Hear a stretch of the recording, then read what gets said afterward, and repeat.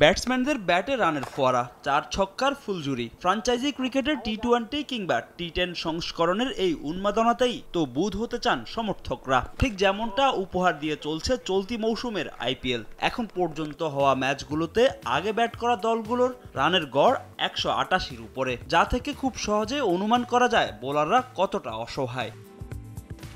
আইপিএলের এবারের আসরে খেলা হচ্ছে কোকাবুরা বল দিয়ে। অস্ট্রেলিয়ায় তৈরি এই বল বোলারদের চাইতে বেশি কথা শোনে ব্যাটারদের। এর সিমে যে সেলাইগুলো রয়েছে তা দেওয়া হয় অটোমেটিক মেশিনে। সারফেস ফ্ল্যাট হওয়ায় কমে যায় সুইংয়ের পরিমাণ, যার ফলে বেদম পিটুনি খেতে হয় বোলারদের। আইপিএলের সৌন্দর্য ফিরিয়ে আনতে এই বল বাদ দেওয়ার দাবি জানিয়েছেন ভারতের বিশ্বকাপ জয়ী ক্রিকেটার গৌতম গম্ভীর।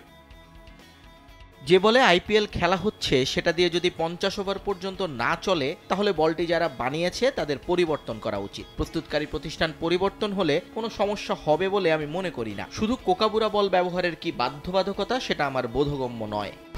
1, 2, 3 ঢাকায় জমি জিতে নিন 100% ক্যাশব্যাক সহ 20 কোটি টাকার পুরস্কার।